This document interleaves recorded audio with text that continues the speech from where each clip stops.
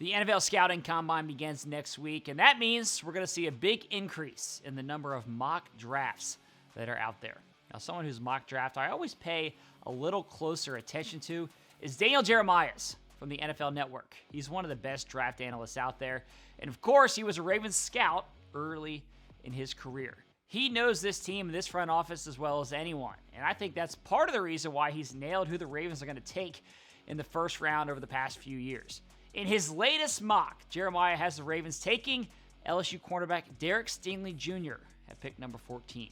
Jeremiah said that the Ravens do need to address the offensive line, but they usually stick to a best player available philosophy, and Stingley would be that guy in his mock. He's an immensely talented player, and the only real knock on him is that he's dealt with injuries the past 2 seasons. He was great in 2019 when LSU won a national championship, but then he played just 10 total games over the last 2 seasons because of injuries, and he just wasn't as sharp as a result of that.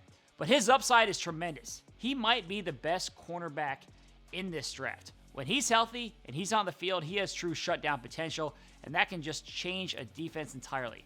Now, it's fair to wonder whether the Ravens will take a first-round cornerback when they're getting Marlon Humphrey and Marcus Peters back on the field healthy again this year, but we certainly saw the need for cornerback depth last season. So if Stingley is there at number 14, don't be shocked if the Ravens make him their pick.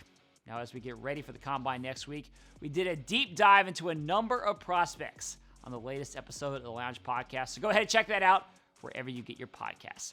And like I said, the Combine is coming up next week, and we got a lot of exciting stuff planned for the week in Indy, so stay tuned for that. Thanks for watching. Have a great weekend.